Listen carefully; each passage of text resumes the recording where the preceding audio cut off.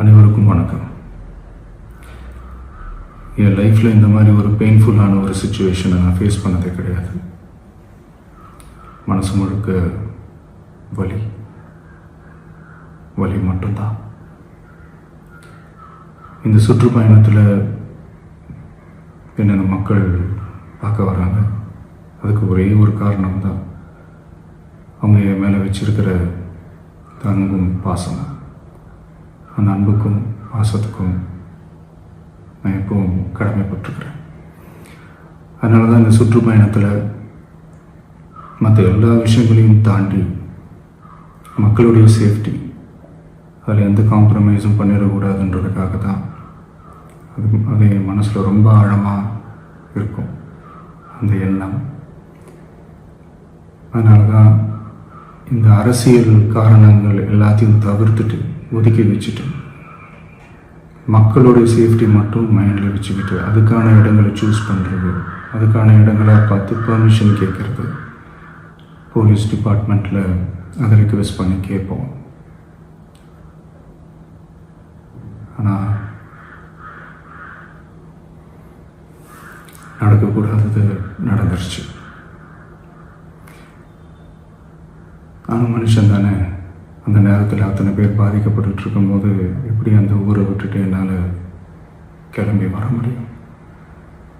நான் திரும்ப அங்கே போகணும்னு இருந்துச்சுன்னா அதை ஒரு காரணம் காட்டி அங்கே வேறு சில பதட்டமான சுச்சுவேஷன்ஸ், வேறு சில அசம்பாவிதங்கள் அந்த மாதிரி எதுவும் நடந்துடக்கூடாதுன்றதுக்காக தான் நான் அவாய்ட் பண்ணேன்.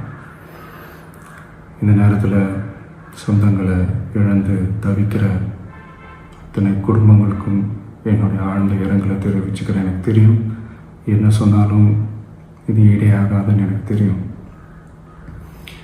ஹாஸ்பிட்டலில் ட்ரீட் பண்ணிகிட்ருக்கிற எல்லாருமே சீக்கிரமாக க்யூர் ஆகி வரணுன்றதை இந்த நேரத்தில் நான் வேண்டிக்கிறேன். கூடிய சீக்கிரமே உங்கள் எல்லாரையும் நான் சந்திக்கிறேன். இந்த நேரத்தில் எங்களுடைய வலிகளை, எங்களுடைய நிலைமையை புரிஞ்சுக்கிட்டு எங்களுக்காக பேசின அரசியல் கட்சிகளை சார்ந்த நண்பர்கள், தலைவர்கள் அனைவருக்கும் என்னுடைய நன்றியை தெரிவிச்சுக்கிறேன். கிட்டத்தட்ட ஒரு 5 மாவட்டத்துக்கு பிரச்சாரத்துக்கு போனோம். இந்த மாதிரி எதுவுமே நடக்கல. ஆனால் கரூரில் மட்டும் ஏன் எப்படி நடக்குது?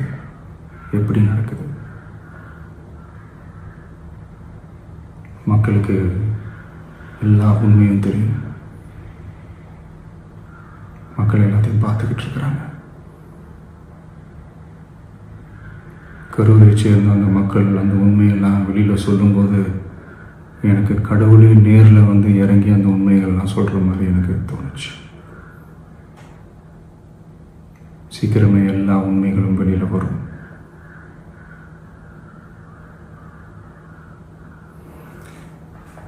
எங்களுக்கு தரப்பட்ட இடத்துல நாங்கள் போய் அந்த ஸ்பாட்டில் நின்று நாங்கள் பேசிட்டு வந்தோம். அதை தாண்டி எந்த தவறும் எங்கள் சைடில் நாங்கள் எதுவும் செய்யலை. பட் இருந்தாலும் எங்கள் கட்சியை சேர்ந்த நிர்வாகிகள், தோழர்கள் மேலே எஃப்ஐஆர், அது மட்டும் இல்லை சோஷியல் மீடியாவை சேர்ந்த நண்பர்கள், தோழர்கள் அவங்க மேலே எஃப்ஐஆர்லாம் போட்டு இப்போ பிடிச்சிக்கிட்டு இருக்கிறாங்க.